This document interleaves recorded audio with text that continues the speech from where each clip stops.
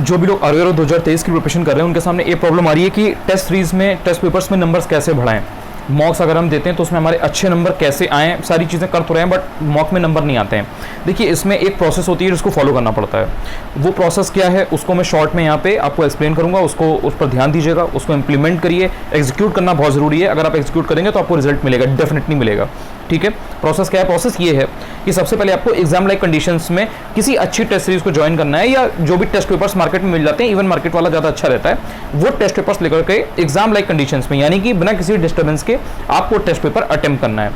जब भी आप टेस्ट पेपर अटेम्प्ट करेंगे उसके पहले आपको ये ध्यान रखना है, ये की पॉइंट है यहाँ पर, कि आपने जो भी पढ़ रखा है, अगर आप सेक्शनल टेस्ट लगा रहे हैं तो उस सब्जेक्ट का पर्टिकुलरली, जैसे कि मान लीजिए आपने अपकमिंग संडे में आपको हिस्ट्री का टेस्ट देना है, सो उसके पहले जो भी आपने एक हफ्ता 10 दिन में 20 दिन में जो हिस्ट्री पढ़ रखी है, जो भी पढ़ रखा है, उसको आपको रिवाइज करना है, देन टेस्ट देना है। अगर आप फुल लेंथ टेस्ट दे रहे हैं तो आप, या हिंदी का टेस्ट दे रहे हैं तो आपको पहले जो भी आपने पढ़ रखा है उसको आपको रिवाइज करना है, देन आपको टेस्ट अटेम्प्ट करना है। पहली चीज हो गई, आपने किसी अच्छी टेस्ट पेपर कोई आपने दिया, देन आपने जब उसकी एनालिसिस करना शुरू किया तो आपको उसको कैजुअली नहीं करना है, फॉर एकदम इनफॉर्मल वो होकर के नहीं करना है। आपको ध्यान देना है कि जो सारा गेम है ना नंबर बढ़ने का, ये आपकी एनालिसिस पे मैटर करता है। जितना एनालिसिस आपकी डीप होगी, इन डेप्थ होगी, आप चीज़ों को बेटर वे में पकड़ पाओगे, उतना ही आपके नंबर बढ़ने के चांस बढ़ जाएंगे।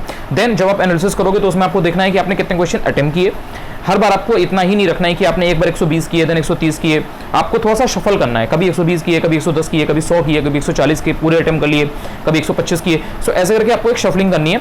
शफलिंग में आपको ये देखना है कि आपके कितने क्वेश्चन सही हुए, कितने क्वेश्चन गलत हुए। जो सही हुए वो क्यों सही हुए, आपको आता था प्रॉपर, आपको कॉन्फिडेंस था, या आपने बस एक अटेम्प्ट लिया था एंड वो सही हो गया। इसी तरह से जो क्वेश्चन गलत हुए उसमें आपको देखना है कि गलत क्यों हुआ। मैंने रैंडम गेस लिया था उससे हुआ, इंटेलिजेंट गेस लिया था उससे सही हुआ, या मुझे प्रॉपर एकदम 100% श्योर था मैं इस चीज को लेकर के, या बस मैंने ऐसे ही बस उसको एक दो बार पढ़ा था बट मैंने सही कर लिया। तो ये सारी चीजें आपको उसमें एनालाइज करनी है। अब यहाँ पर जो की पॉइंट है वो क्या है? वो की पॉइंट ये है कि जो भी क्वेश्चन आपके गलत होते हैं उसमें आपको देखना है कि वो गलत क्यों हुए। तो सपोज आपने 140 क्वेश्चन अटेम्प्ट किए, 100 सही हुए, 40 गलत हुए, तो उन 40 क्वेश्चन में ये देखना है कि ये गलत क्यों हुए। उसमें भी आपको एक दो मेजर पॉइंट मिलेंगे।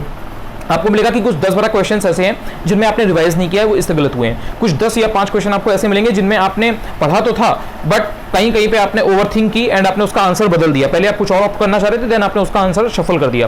सो इस तरह से आपको 2-3 चीजें मिलेंगी। उसको किसी में आपको मिलेगा कि आपने 1-2 क्वेश्चन आउट ऑफ नोवेयर, आपको प्रेशर हो रहा था, एक प्रेशर क्रिएट हो रहा था एंड आपके एंग्जाइटी के चक्कर में आपने वो 2-3 क्वेश्चन अटेम्प्ट कर लिए बट वो तीनों के तीनों रॉन्ग हो गए, वो गलत हो गए, इनकरेक्ट हो गए आपके। तो ये कुछ 2-3 चीजें आपको मिलेंगी। देन उस चीज को आपको एक सेपरेट कॉपी बनानी है और उस सेपरेट कॉपी में आपको वो चीज लिख लेनी है, या एक लूज आपने शीट ले ली A4 शीट्स, उस पर आपको एक शीट पर लिख लेना है कि हाँ ये मैंने टेस्ट दिया। प्रॉपर उसमें वहाँ पे शेड्यूलिंग करनी है, प्रॉपर एक लेबलिंग करनी है कि मैंने इस तारीख को ये टेस्ट दिया, इसमें मैंने इतने क्वेश्चन अटेम्प्ट किए, इतने मेरे सही थे, इतने मेरे इनकरेक्ट थे, देन मेरे इतने जो क्वेश्चन गलत हुए उसमें से मेरे कुछ 8-10 क्वेश्चन 12 क्वेश्चन ऐसे थे जो मेरे इस वजह से गलत हुए। वो प्रॉब्लम को लिखना है, वो मिस्टेक को लिख लेना है। जब नेक्स्ट टाइम आप टेस्ट दोगे, चाहे आप कभी भी दो, 3 दिन बाद, 4 दिन बाद, 1 हफ्ते बाद, 15 दिन बाद, उस टेस्ट में आपको वो गलती रिपीट नहीं करनी है जो आपने अपने प्रीवियस टेस्ट में की थी। तो ये आपका पहला पॉइंट होता है सबसे इंपॉर्टेंट, कि गलतियों को रिपीट नहीं करना है, गलतियों को मिनिमाइज करते जाना है जैसे जैसे आपके टेस्ट पेपर बढ़ेंगे। दूसरी चीज कि जो चीज आपने पढ़ रखी है, कोई चीज अगर आपने नहीं पढ़ी है तो वो अगर गलत हो रही है कोई बात नहीं, वो आप जब पढ़ोगे तो आप चांसेस आर वेरी हाई कि आप सही कर लोगे। पर जो चीज आपने पढ़ रखी है, जो चीज आप 2 साल से पढ़ रहे हो, 6 महीने से पढ़ रहे हो, बहुत ऑब्वियस है, बहुत इंपॉर्टेंट है, आपको पता है, यू नो दैट कि हाँ ये आएगा, एंड वो आपने गलत कर दिया तो वो उससे बड़ी ब्लंडर कोई नहीं है। तो इसलिए आपको ध्यान रखना है कि जो पढ़ा हुआ है वो मुझे गलत नहीं करना है। तो ये एक थंब रूल बना करके आपको उसमें लिख लेना है कि हाँ पढ़ा हुआ है मैं गलत नहीं करूंगा। तीसरी चीज कि आप जो अटेम्प्ट ले रहे हो वहां पर, जैसे आपने कभी 120 अटेम्प्ट किए, कभी आपने पूरे अटेम्प्ट लिए 140, तो आपको ये जज करना है वहां पे, ये आपको एनालाइज करना है 4-5-10 टेस्ट पेपर देने के बाद में कि आपका ऑप्टिमम नंबर क्या है, आप कितने क्वेश्चन अटेम्प्ट करते हो तो आपकी एक्यूरेसी बेटर निकल के आती है, आपके नेट पॉजिटिव रहता है, नेगेटिव में नहीं जाता है। और आपको ये ध्यान रखना है, वहीं पर आपको लिख लेना है कि मुझे नेगेटिव क्वेश्चंस या जो ऐसे क्वेश्चन जिसमें मुझे कुछ नहीं आता है और ब्लाइंड गेस करता हूं मैं, वो मुझे कम से कम करने हैं। बिल्कुल हो सके तो ना करिए, लेकिन अगर आपके इतने ही कम अटेम्प्ट हो रहे हैं कि आपके पास कोई और ऑप्शन नहीं है तो ऑब्वियसली आपको ब्लाइंड गेस करना ही पड़ेगा, रैंडम गेस करना पड़ेगा।